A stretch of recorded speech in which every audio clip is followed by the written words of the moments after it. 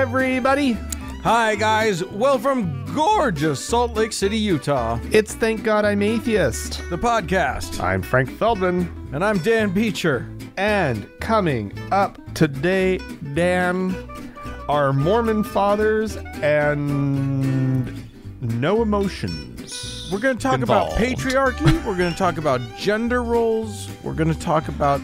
And listen, when we say patriarchy, we aren't talking about some grand but nebulous social construct in our country or in the world.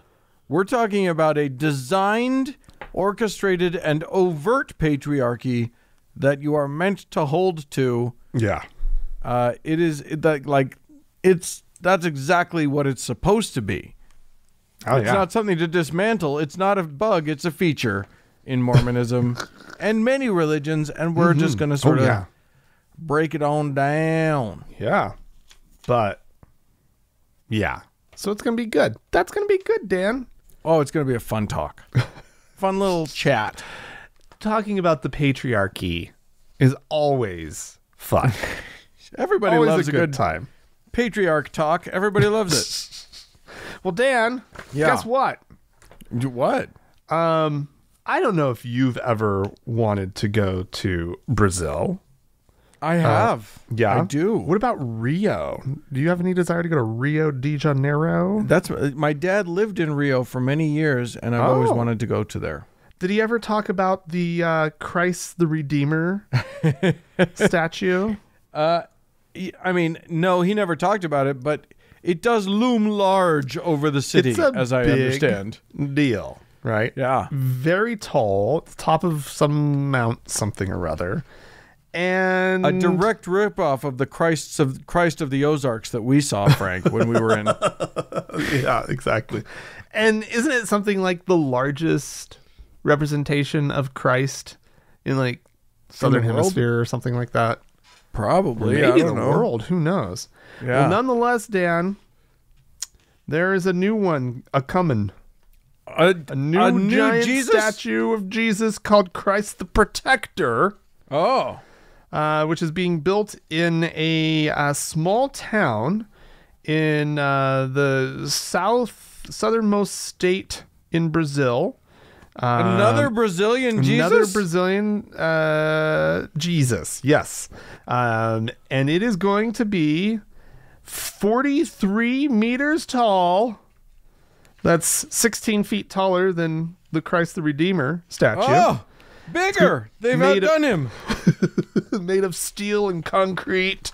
Wow. With an elevator in the inside of it, so you can ride to the top and look out Jesus's eyes. Not before you've looked up Jesus's skirt. I don't know if the viewing room is going to actually be in his eyes, but that's where it should be. So you can Like, actually... you can- So this is meant to be a thing that you can, like, get on Jesus's shoulders. Yeah, And you're supposed to be able look- to go up into his head, Oh. I think, and then there's definitely an elevator. It definitely goes up, and yeah, maybe you can walk along the shoulder because his arms are like really level. That's what they should have done. There should have been like a little railing, and you could go out from the sides of his neck, right? Yeah, and absolutely. walk out. But nope, it's going to be enclosed. But so that you can take pictures and selfies. So from wait, the this top. is Christ the Defender? Is that what you said? Christ the Protector. Protector. Yes. So what is he doing? Does he have like a shield and a sword? No. Does he have it an looks a lot AR-15? like the Christ the Redeemer, to be honest. It's just His arms are with his arms outstretched? outstretched To the sides? to Again? the sides. Yes. Yo, Not it's even it's a forward, as total in I welcome you, but just I once caught a complete- fish that was this big. Yes. Complete ripoff. They are Wow. completely 100% ripping it off. They saw those tourism dollars, because it's one of the top visited tourist sites in Yeah. Rio. And so Right. this little town, they're like, we need to cash in on the giant Jesus tourism, racket. Let's get in on that. Let's make some money. Why does I guess Rio you could go to the get all little money? one in Rio if you want. If you like small Jesus, but Yeah. I prefer the big one. Yeah. No, it's gonna be great. It's I cannot wait. It's gonna lure me to this little town called Encantado. Encantado. It's down near the border with, like, what would be down there?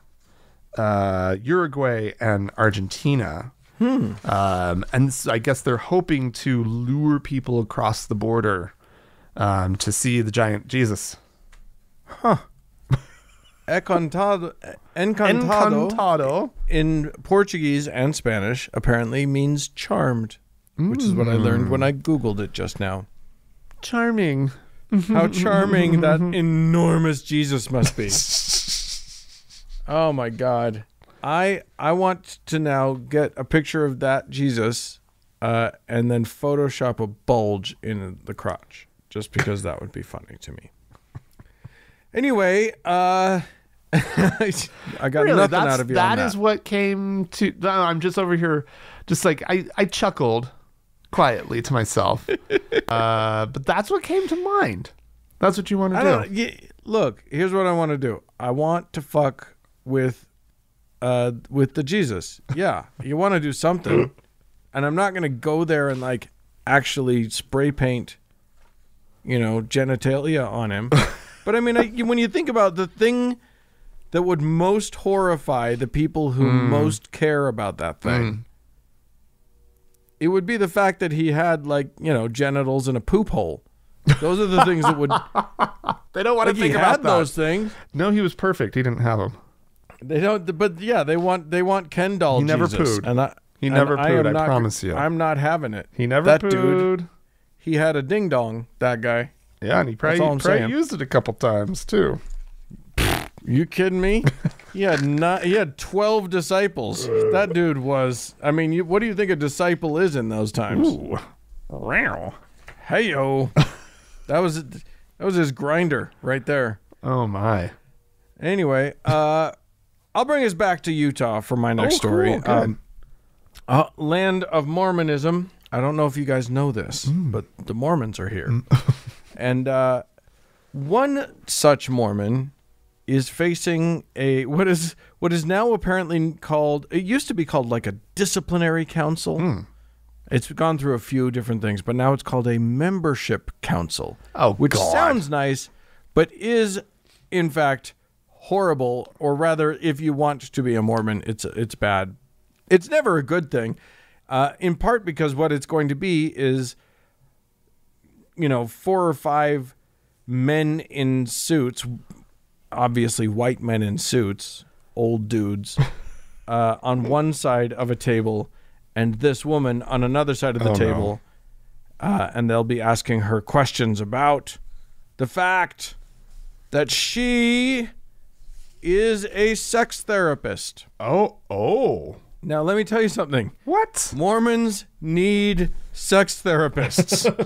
This is a fact of Mormonism, and all, like, majorly, like, clamp down on sexuality religions, all the high-intensity religions, you need sex therapists because people get messed up sexually by Mormonism.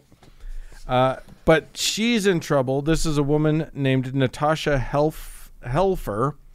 Uh-oh. And she's in trouble because she is outspoken about the fact that she, for instance, supports marriage equality.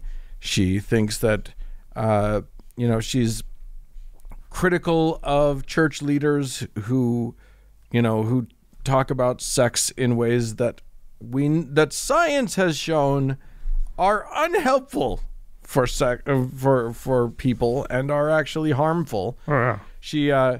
She blatantly says that masturbation is fine. How dare she? Oh my! She is really running afoul of the rules. She's fine with sexual content in media. She's not like anti-porn the way Mormons are supposed to be, I guess. So yeah, she is basically everything. She's their worst nightmare. Is she a believing Mormon? Does she go? Yeah, she wants to stay in the church. Hey, I don't know why.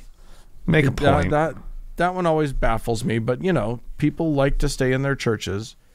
She's trying to change it from within. Is that what she says? Well, I no, I'm just guessing. Because that's what people say. Yeah. Yeah, that's true. Yeah. Until they get kicked out, and then they're like, "Why was I staying in?" Or until they finally come to their senses and they leave, and then they're like, "Why was I doing that? I could have just left. Why would I want to stay in a system that hates me, doesn't want me, doesn't believe in what I believe in, doesn't look to the science?" Right. Anyway, she said, here's a quote from her in a video that she released. The quote is, "Inappropriate sexual shame harms people. When churches and religious communities reject sexual health principles supported by decades of research and science, the community suffers, and this has tragic and violent ramifications." Huh. She is not wrong. Yeah. No. Wow. I mean, whether it's violence in the form of, sexual violence, aggressive violence, discrimination, harassment, that sort of things, rape, sex crimes, all of those sorts of things, all come out of, all can be the product of sexual shame. Right. But also self-harm and self-violence. Utah has one of the highest rates of young suicide in the nation. Mm-hmm. And it's and part of the reason for that is that it's LGBTQ youth who are told from a very early age that they're not welcome in their parents' utopia. Right. Yeah. No, it's So anyway, she has not she has not been excommunicated yet, but she is she's going to trial. She's trying her hardest. She's trying so hard to get excommunicated. She's really doing a bang up job.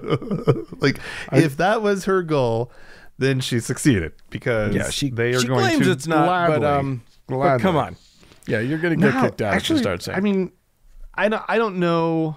Like if she sincerely wants to stay in the Mormon Church and fix it from within and all that crap, whatever. But I would think that an intelligent, educated person, that they also know that this proceeding and the fact that she's getting like some publicity, like that this is a good thing for the topic at hand, right?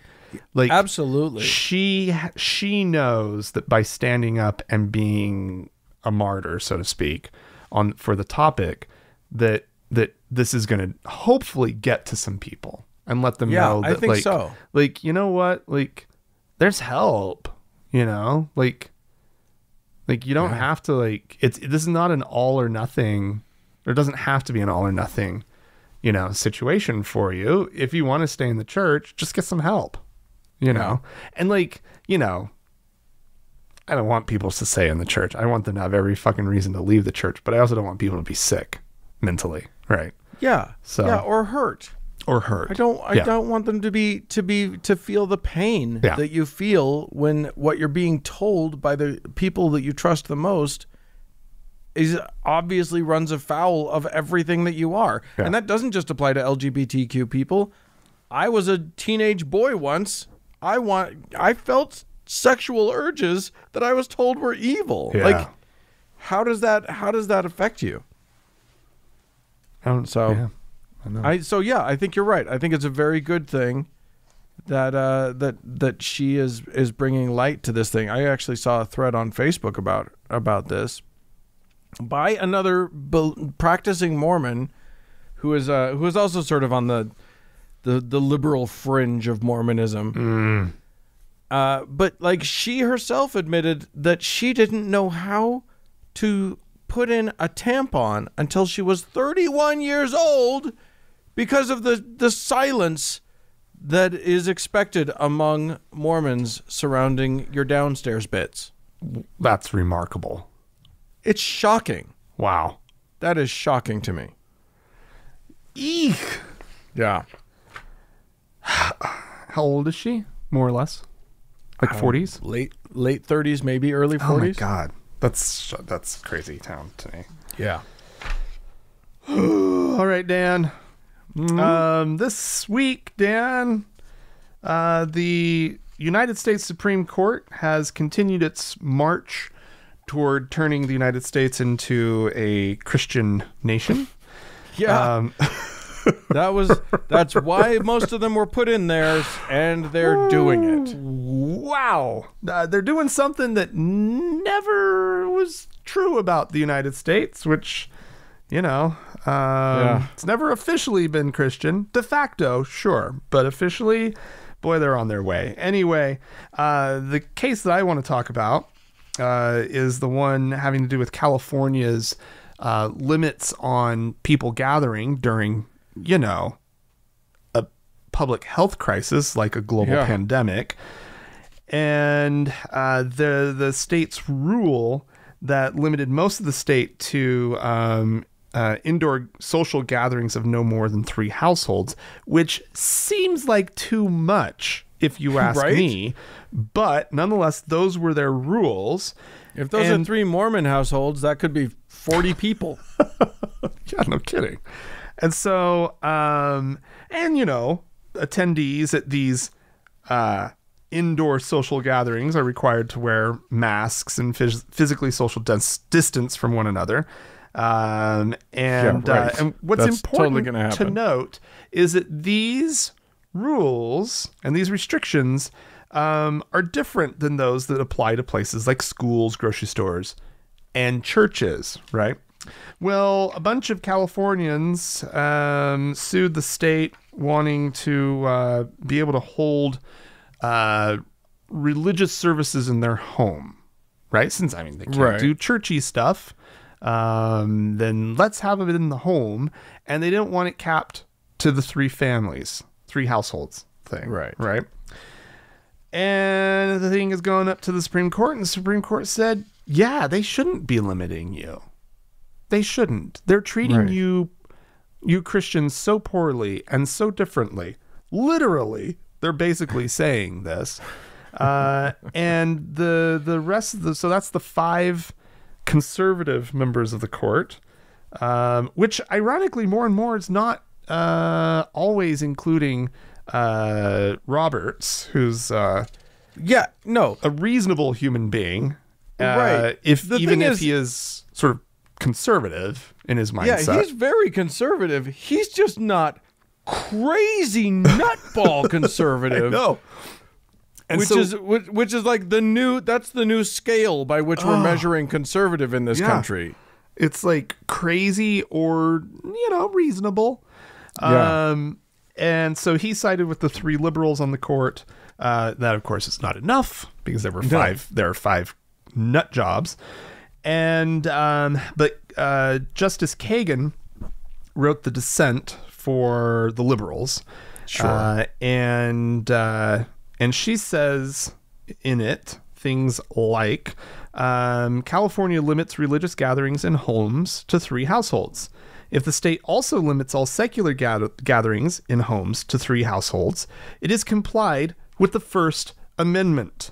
And the state does exactly that. It has adopted a blanket restriction on at-home gatherings of all kinds, religious and secular alike. California need not treat at-home religious gatherings the same as hardware stores and hair salons. Because that was the thing that the conservatives, and it's an unsigned statement as well from the court that says California treats some comparable secular activities more favorably than at-home religious exercise, allowing hair salons, retail stores, and movie theaters, among other places, to bring together more than 3 households at a time. How is a movie theater anything like a gathering at a household? Nothing like. And so Kagan says that the law does not require that the state equally treat apples and watermelons. Right. Comparing, normally it's apples and oranges, but she felt that this was she's saying it's even so much more different. Apart. Yep. Yeah. So yeah, that's going on. It's religion just seems to get anything they want with this court. Like everything. Absolutely. And that was by design. That is exactly why they're there. Like you get these Trump appointees, Gorsuch, Kavanaugh, and Amy Coney Barrett. They are there because Trump doesn't care who's on the Supreme Court. So he just listened to whoever was around him, and everyone around him were operatives of religion. Yeah. Oh my God. It's scary times for on this topic in America right now. Yeah, it's going to be ugly for a while. It's going to be ugly. These are young people, you know, Kavanaugh, Coney Barrett, they're in their early 50s, I think. Barrett might not even be 50 yet. I don't know. It's rough though. I mean, more and more it's kind of like, yeah, let's just pack the fucker, you know. Yeah. Let's get into that game. You know what? How would it diminish the Supreme Court if there were 25 people on it? How would that not make it better? Right. You know what I mean? More voices, more opinions, more whatever. More back and forth, more people to, you know. Anyway, it wouldn't make it better if they were all more evangelical nutballs. No, it would not. All right. Well, speaking of nutballs, we don't corner the market on nutballery. No. I thought that was our specialty. We're good at it. We have our own brand, which is great. But if you go to, let's say, India, for example, they got their own thing going on, including right now is or now-ish is a festival called Kumbh Mela. Which they also known as the Pitcher Festival, not picture, but like a pitcher of water or something. Oh, that sounds fun. Yeah, celebrating pitchers. Everybody just go pouring things around. Is that part of it? Get your best pitcher and pour like the wind. Let's see your pouring skills, baby. I guess. This is a sacred pilgrimage. It takes place in the northern city of... Wait, I've got it here somewhere. Oh, I'll find it. Will we know where it is if you do tell us the name? No. I mean, no offense to India. Okay. That's more about us than it is about India. Yeah. Anyway, the city is called Hardwar. So, you know, obviously very common. We all know about Hardwar. Anyway, they go there. It is on the Ganges River, or Maganga, as my tour guide told me to say it.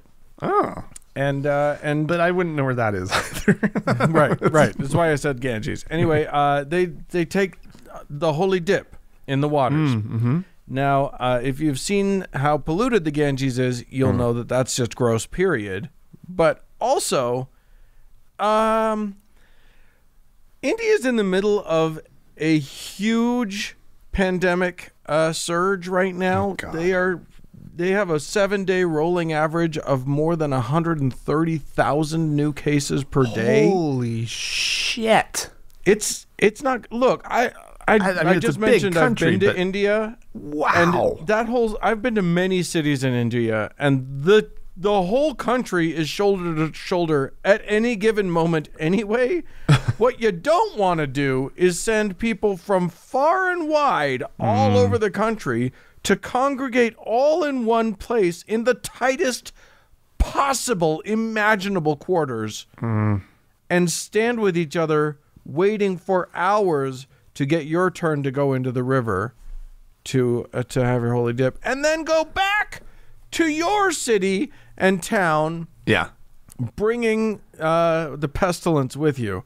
Oh my God. However, the government of India is loath to prevent this, because whereas we have Christian nationalists who have sort of packed our courts and have been in charge of at least one side of the political spectrum for a long time, they have Prime Minister Narendra Modi, who's a Hindu nationalist and would never tell the Hindus they can't do anything that they want to. So Yeah.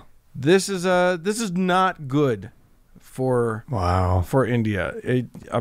But you know, the thing that they're praying for as they take their dip in the waters is an end to their their death life cycle.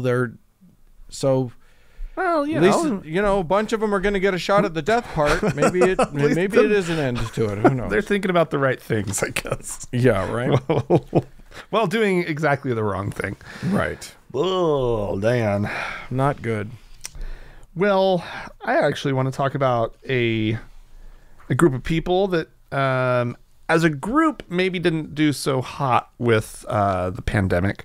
But as an organization, they did try to do the right thing, and that's the Mormon Church. Oh, They shut down church service, which I was just like, how did a pandemic not happen when I was a kid? Because Right?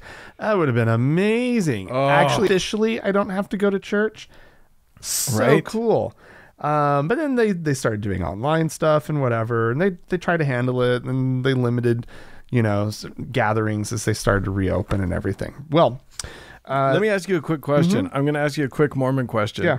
Do you think that your parents are, when during the at-home church era, Yeah. do you think they were doing the sacrament with just the two of them? if that was the instruction, yes. Okay. Oh, guaranteed. Are you kidding me? Interesting. You don't. I can't imagine my parents doing it. I know that my in-laws do. I mean, so This is the thing. This is Mormon deep cut stuff, but like the sacrament's just like you bless bread and you bless water and you eat it, but like it's weird if it's not in the context of the church. Like that's a weird thing. So can, when you were like a 16-year-old priest, you didn't like go to the hospital and do the sacrament and do that kind of stuff? No, I never did that. Oh, see, we did. We went to a retirement home, and we would go to the hospital if somebody was in the hospital. We would go to shut-ins. It was like part of like our. I would do it. I'm sure I did it a dozen or so times as a teenager. Interesting. Because it would kind of get assigned around, right? I remember one time, the only time I can remember ever being a part of the sacrament outside of the church context was when we were Boy Scouts. Somehow we were on a backpacking trip that bled into a Sunday, and our scout leaders had us do it.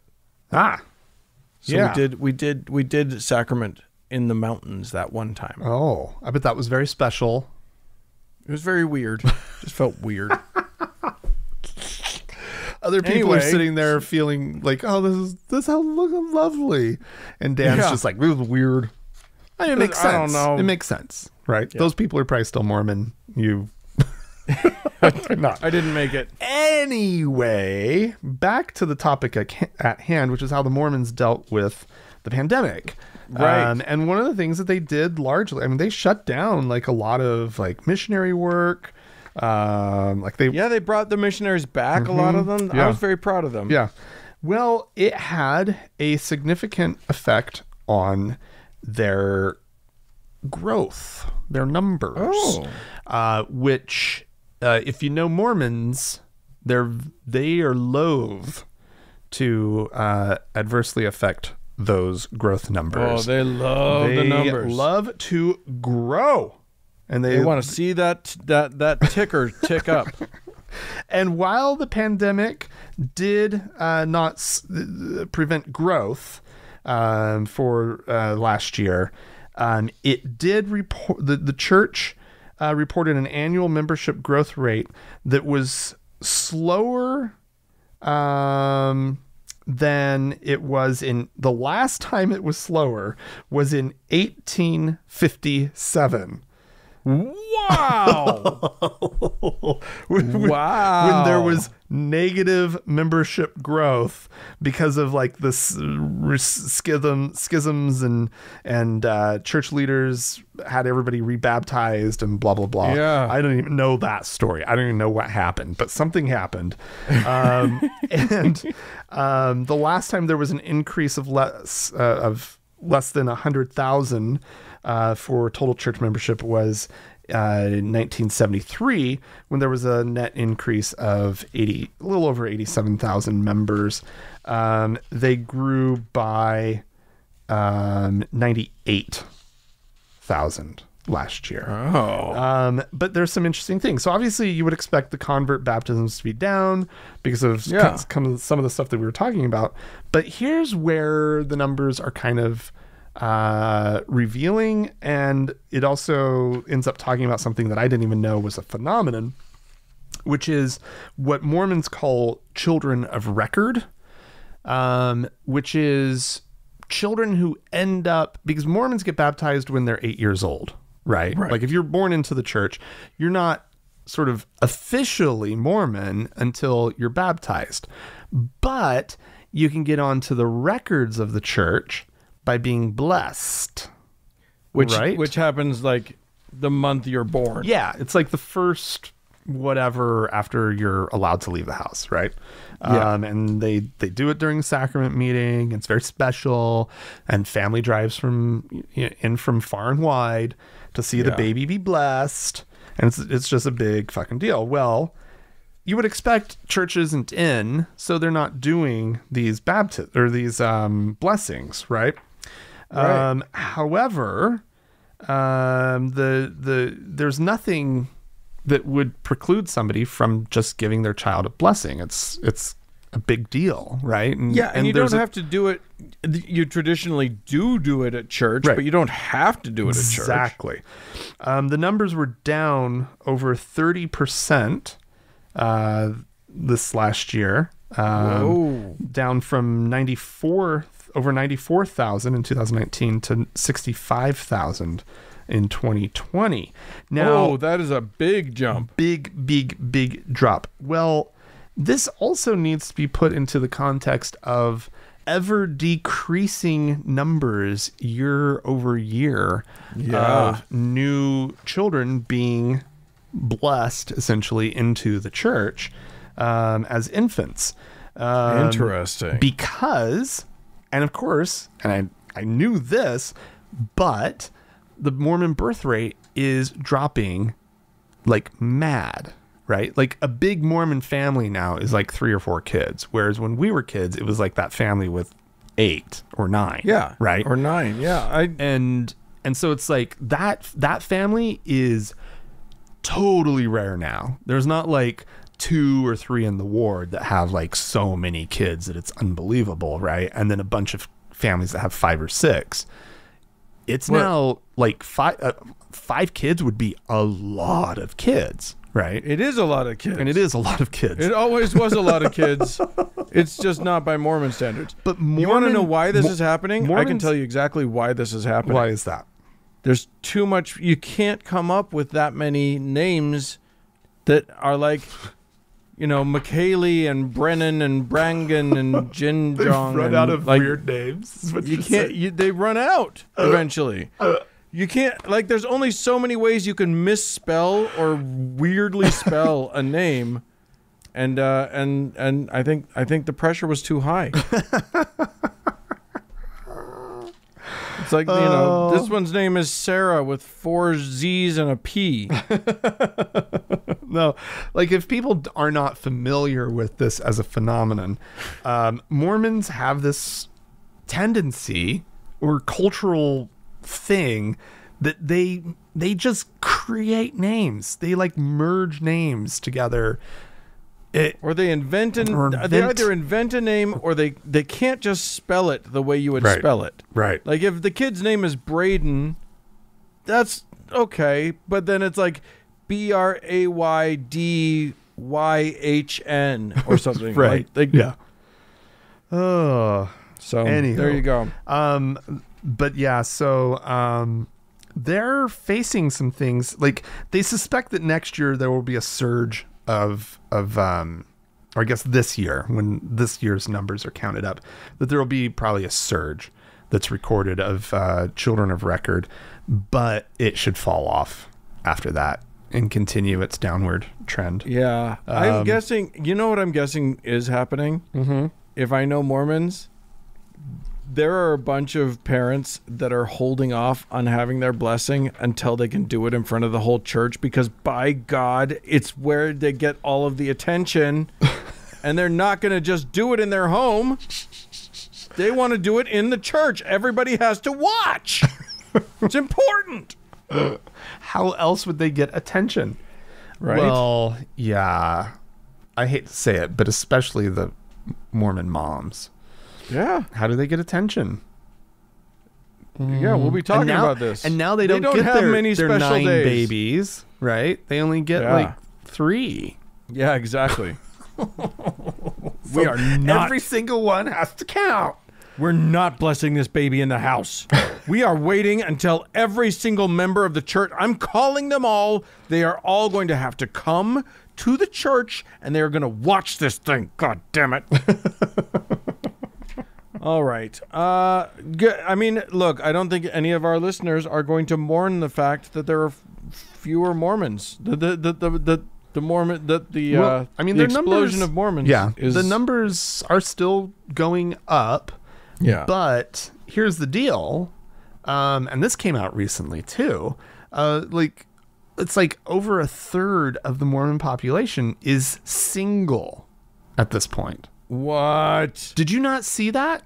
They're professional marriers. Yeah, That's all they know how to do. Yeah, but so they have like their core membership, and then of them, who, most of them probably are getting married, right? Like multi-generational Mormons, but some of them don't, right? Sure. And then you have people coming into the church, and the church is finding it ever more difficult to actually baptize whole families into the church. They just get like one person coming in, right? You get like lonely one-offs. And then you get a lot of those, maybe, some of them are probably coupled, right? But they're the only one coming in. But a lot of them are single. They're just singles coming into the church and not necessarily intermingling with each other. It's not turning into the dating app that they were hoping for. Right. Oh, sad. Yeah. All right. Well, I am going to talk about... So, most of our listeners will be aware of the organization called Planned Parenthood. Mm-hmm. In large part because they're constantly at the forefront of controversy, especially in our country, but also in other countries. Because they believe that women have the right to have, health care and reproductive care and get to choose when and if they have children and all of those things. And get to choose not to have a child if they're pregnant, which is the big kicker. Anyway, they've been fighting the good fight against the religious right all over the world for a long, long fucking time. And part of that fight is that they try to get clergy on board, because there's no reason why they have to be opposed to them, except that, having an enemy is good for business when you're in the clergy. Anyway, they have the Clergy Advocacy Board. Oh. This is a board within the Planned Parenthood organization. Okay. That is basically trying to get the word out to clergy that, guess what? You don't have to hate these people. They do nice things. So you can actually like them. Right.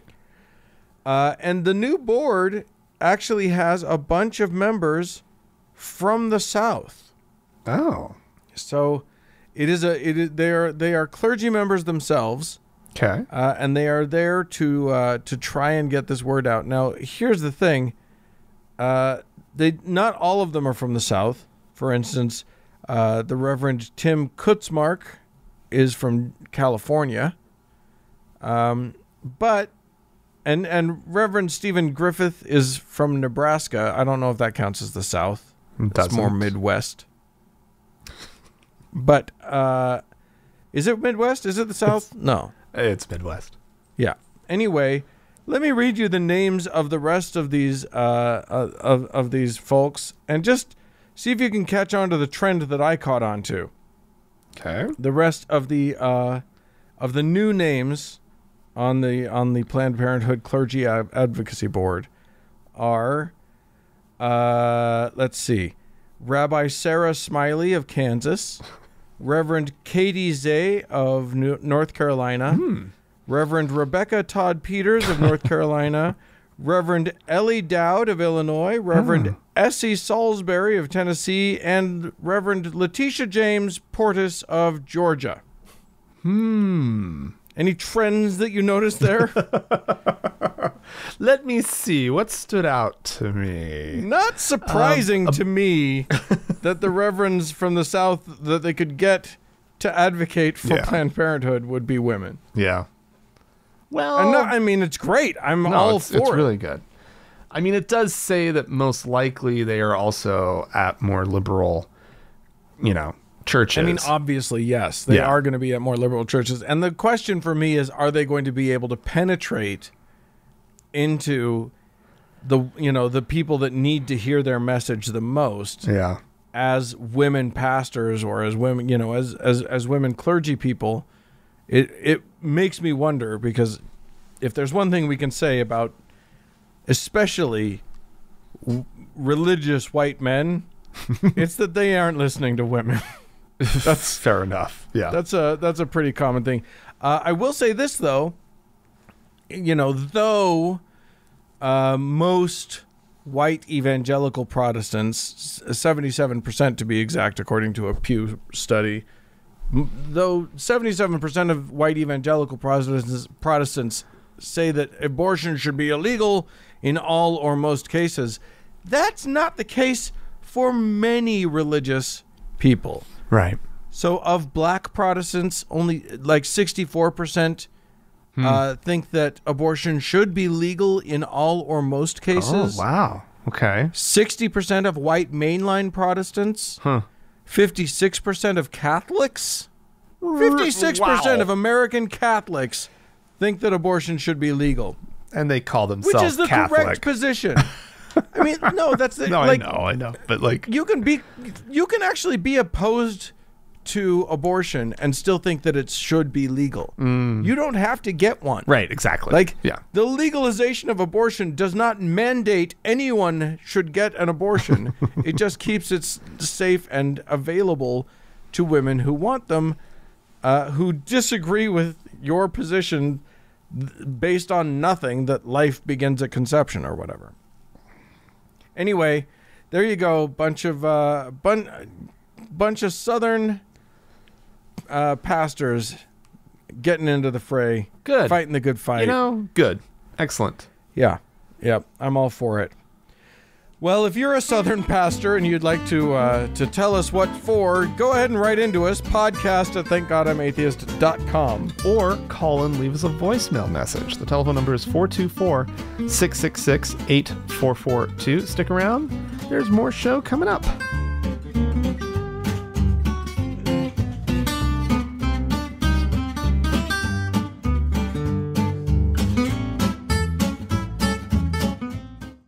Hey, Frank. Dan.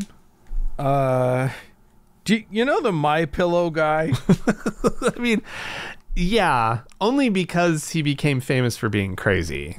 I mean, I guess he was crazy, like, anyway. I guess... Like, he used to be just a guy selling pillows on late night television who happened to wear a cross over his tie.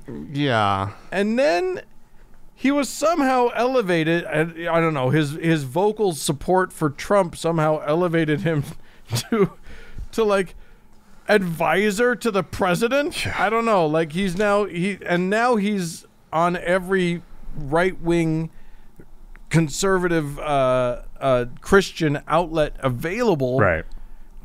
And he's made quote unquote documentaries expounding on how the election was stolen. Oh no. And I don't know if you've seen him in an interview. I have seen him in several, and it doesn't matter how much he likes them, nobody can make this guy shut up. Oh. Like, once they'll ask him one question, and half an hour later, he's still talking, and they're still going, yes, but, that's all they get out. Anyway, this is Mike Lindell appearing on the Eric Metaxas radio show. Okay. He's another douchebag.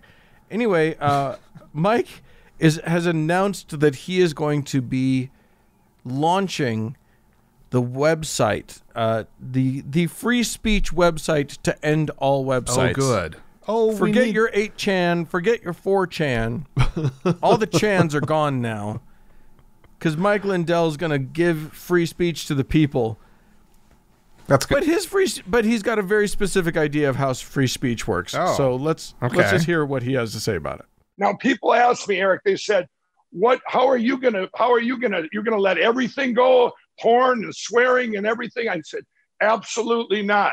And here's why. We have a thing we found in the Constitution and our founding fathers that defines what free speech is.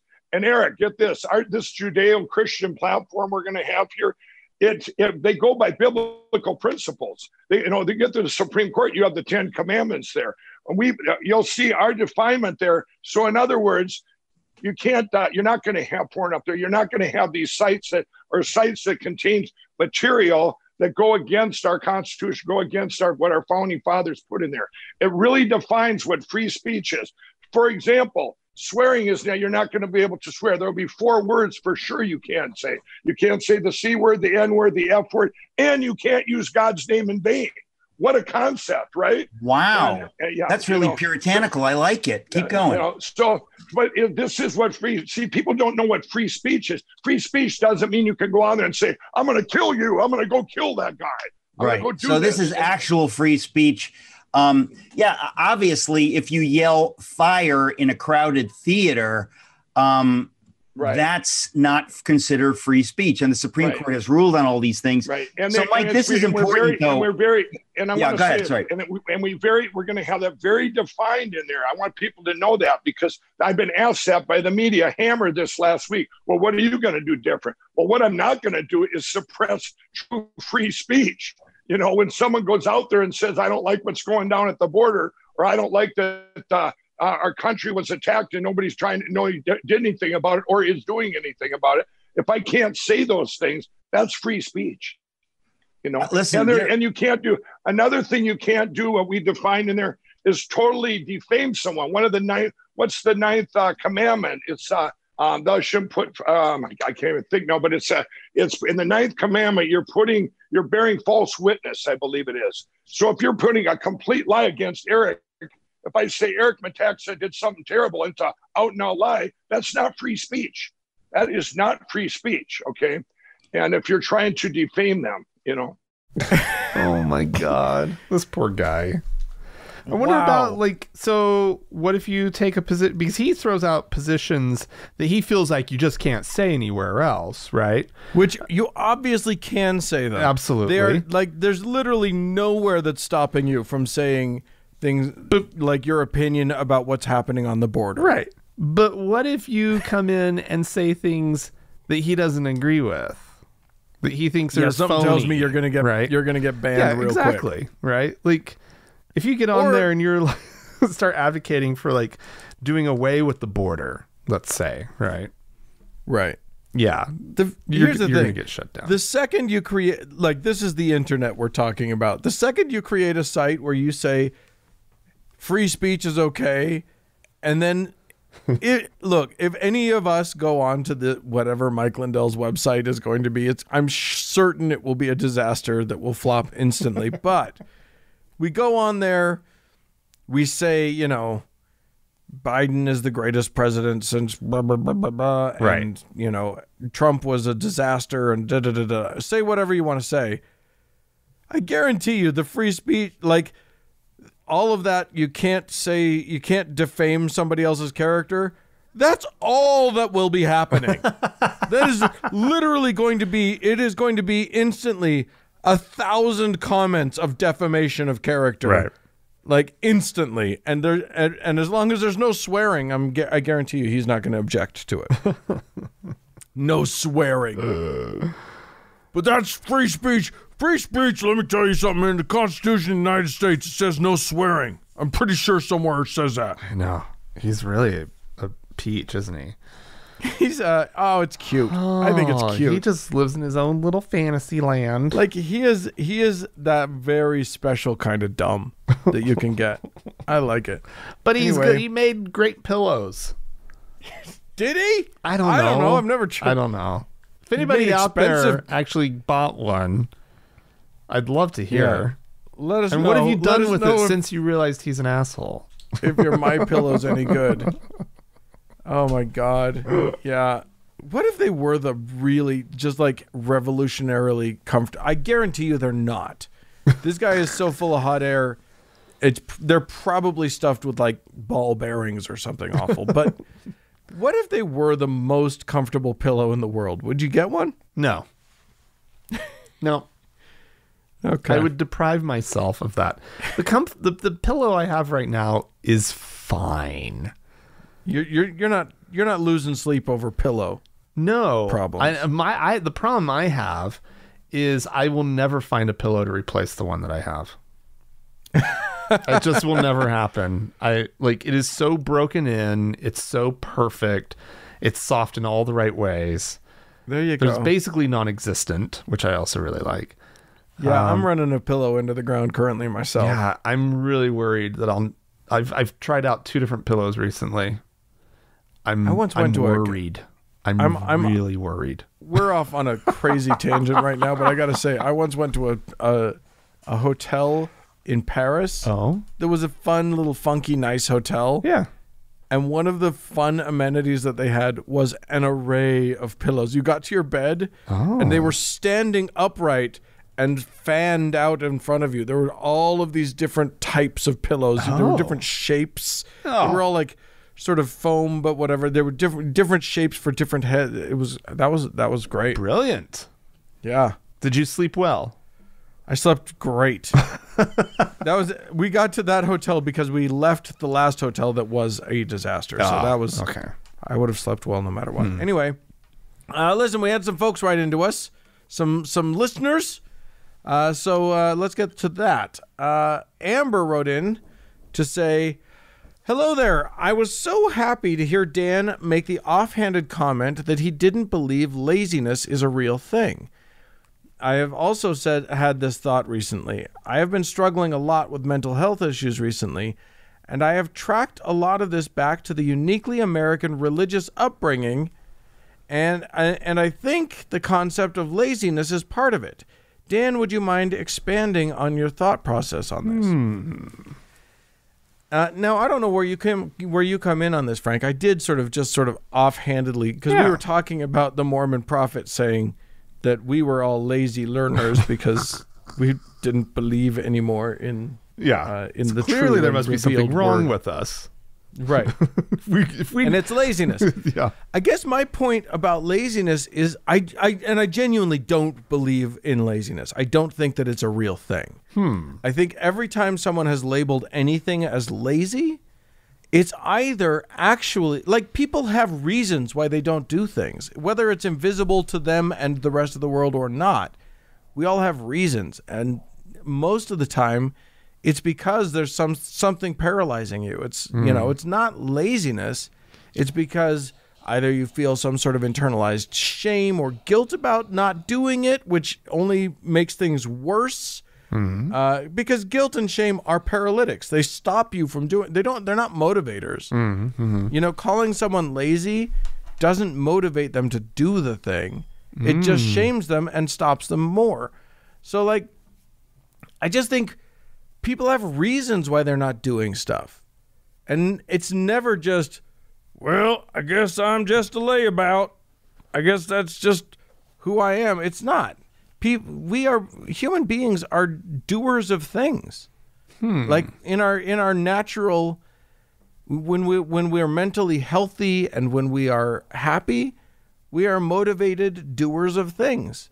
So it's I think Amber, I also deal with mental health issues. I know what it feels like to want to do the things, to even need to do the things, and to can't do the things or don't do the things. So yeah, I think we need to abolish the whole concept of laziness.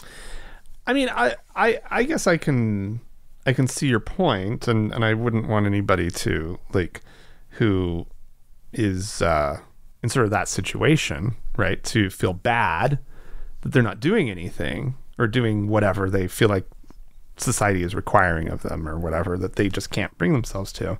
But I don't know if it's a blanket exemption from the concept of laziness. Well, this isn't just some me. Legitimately lazy people in my life. I think you've met people who have reasons that they don't do things.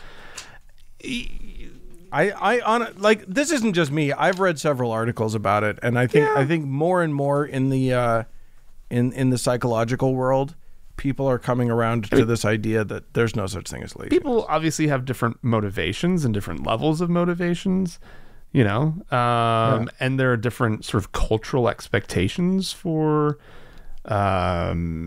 activity or work or whatever it is. And America is definitely on the high demand expectation for of work.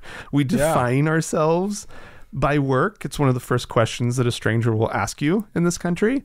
Right. Well, people can't get over the idea of, like, if you don't do work, what value do you have? And we define entire groups of people by the dominant group's perception of whether they're such hard workers, right? You've heard that before, right? Or they're so lazy, right? Yeah. And our listener, which groups these have been applied to, in this country, and it's not good. And it's funny, white people can always be both, right? And they'll be fine either way, right? Yeah. It's cute when white people are lazy. Well, but it's more in the context of, I mean, I've heard the immigration argument that we need immigrants because, who's going to, like, clean hotel rooms and clean toilets or do agriculture work, right? And it's like, because they're hard workers, and it's like, what the fuck? That's like really, like, come on, white people, clean some toilets, right? But I don't know, like, it warrants some thought and everything, but like,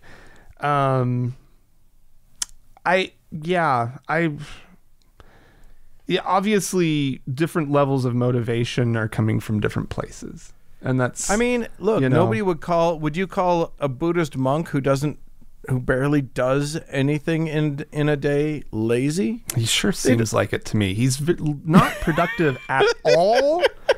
He needs to go get a job, make some money. He's not doing anything. Get himself caught up in a mortgage. What is he doing? Go do things. Do, goddamn you, do. All right. This is unsigned. Hello, I live in Mississippi, and yes, it's as bad as it sounds.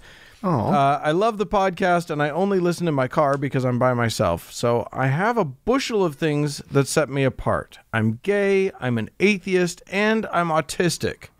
I hate Mississippi. That is in all caps. So I feel like I did it justice. People here are dumb. I like to think of it as a pre-apocalyptic survival scenario, and I'm waiting for zombies to show up. My question is, why are people so dumb?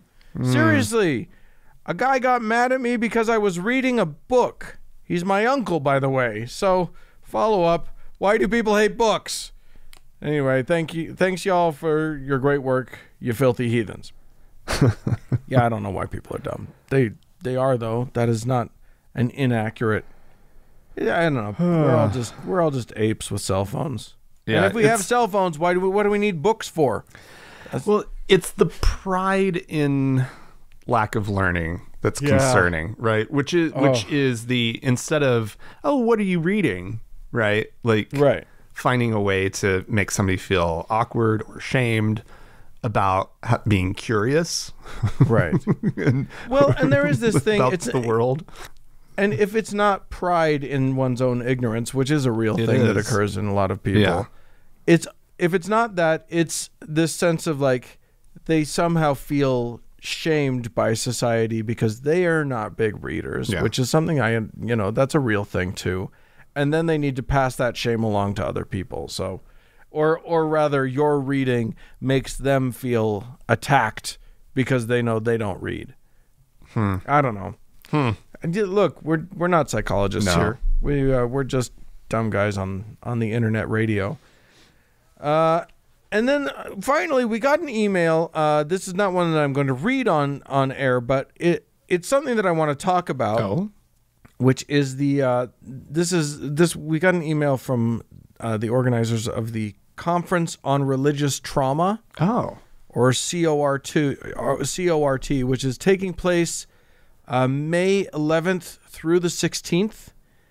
And I just want to encourage our listeners to attend if it's something that interests them. I think it's a very unique, very good thing.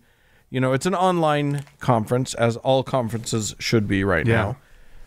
And it's they got a lot of good speakers. They've got our dear friend of the show, Daryl Ray, will be speaking. Oh, nice. Marlene Winnell, who is sort of the founder of the concept of religious trauma syndrome as an idea, will be speaking. Friend of the show, Terry Daniel, will be will be working with it. Nice. I think. I just want to encourage people to attend if they want to. We'll throw the link into the show notes. Anyway, if you want to go, you can get a discount if you register using the discount code POD15, and that'll give you $15 off. Nice. So if this is something that interests you, I just wanted to reach out and to let everybody know that it exists. Good stuff. Yeah. Yeah. Do we have some folks to thank? We do, Dan. We have a new priest. A new priest, Dan. Can you believe it? I love it. Priest in Mormonism means almost nothing, but it means something to us. We're more than willing to sell the rights to be a priest. That's right. To Ross. Okay. Congratulations, Ross, and thank you so much for your support of the show. If you too would like to buy a priesthood off of us, we're selling them, everybody. Head on over. Magic powers for sale. Head on over to thankgodimatheist.com and click on the support tab. I promise you won't regret it. And as always, Dan, we have our top donor to thank, our Lord and Savior, Austin!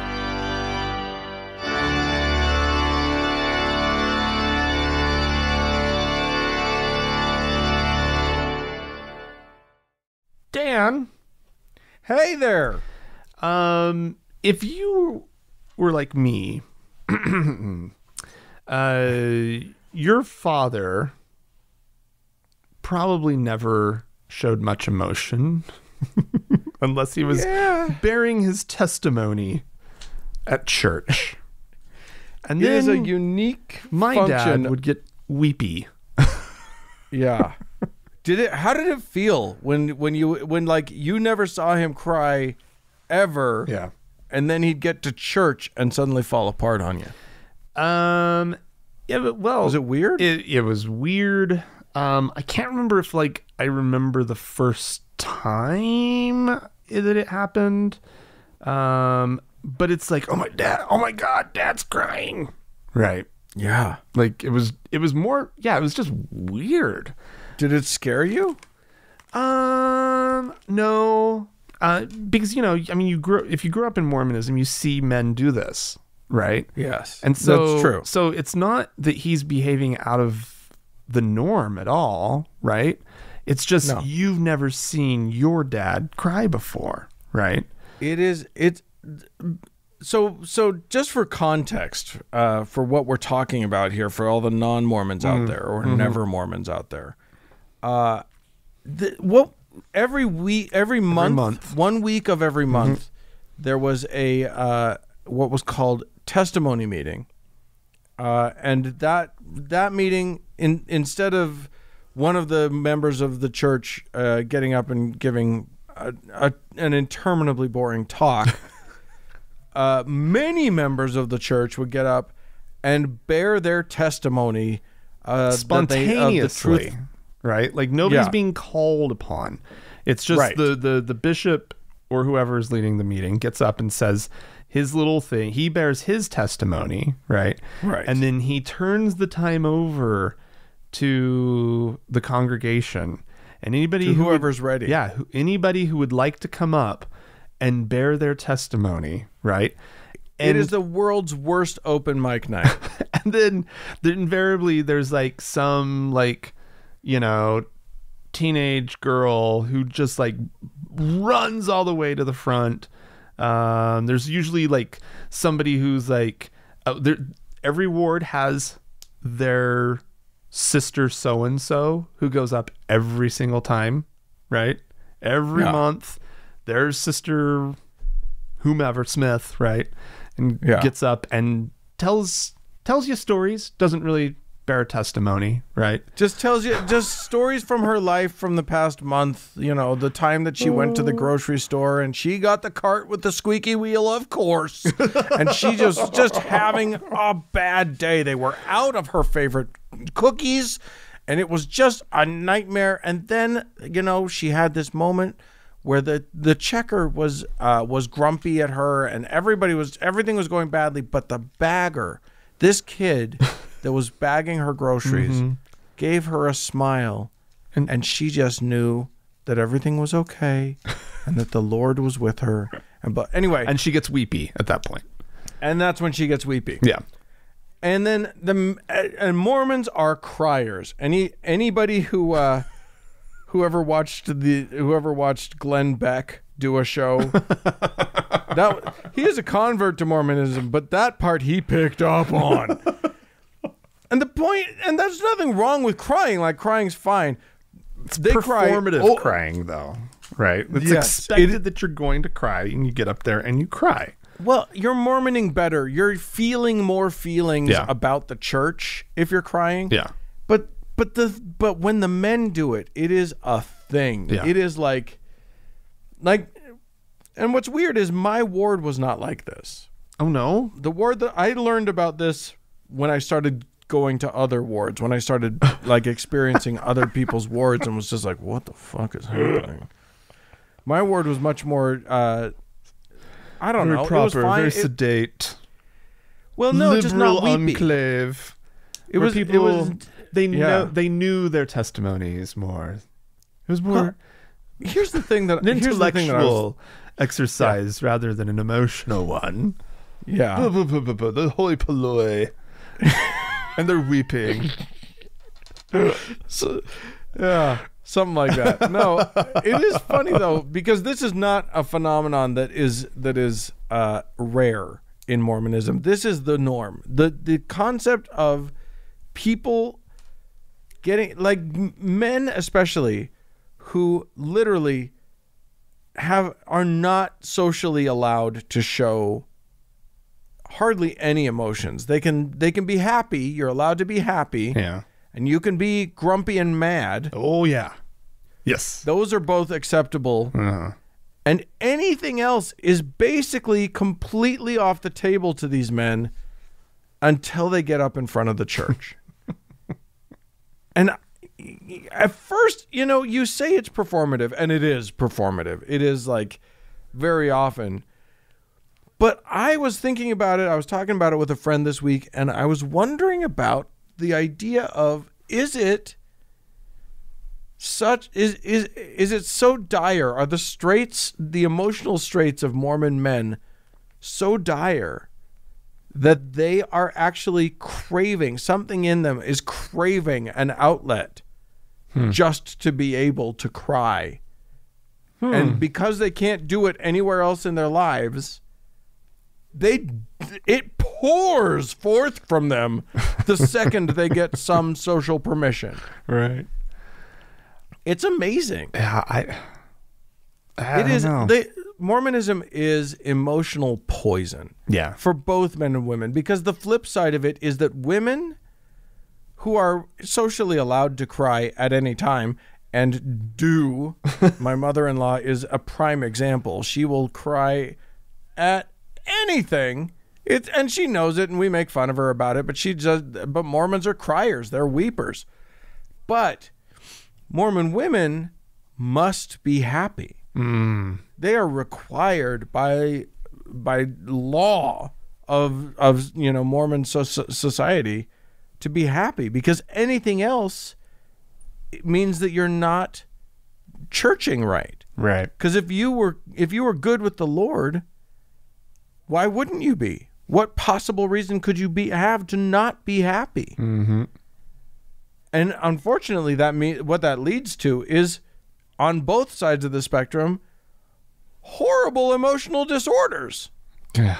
Yeah. Like the highest consumption of antidepressants in the country are centered in Provo, Utah. Yeah. The most Mormon place you can imagine.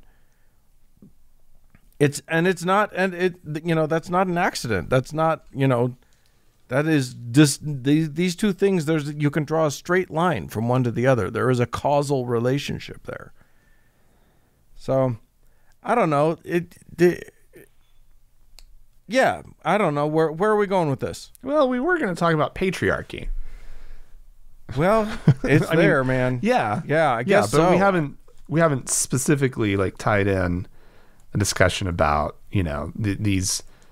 I mean, I guess we kind of danced around it, the rigid roles, and that's the big thing, right? That's the whole kit and caboodle, is that it's this 1950s Leave It to Beaver thing that they're still desperately clinging to, despite all evidence that it's terrible. We talked about that woman who's probably going to be excommunicated. Yeah. For being, for having the gall to say, the science of the last 50 years actually matters, and we know some things now that we didn't know then. Yeah. And also, here's an interesting thought. Yeah.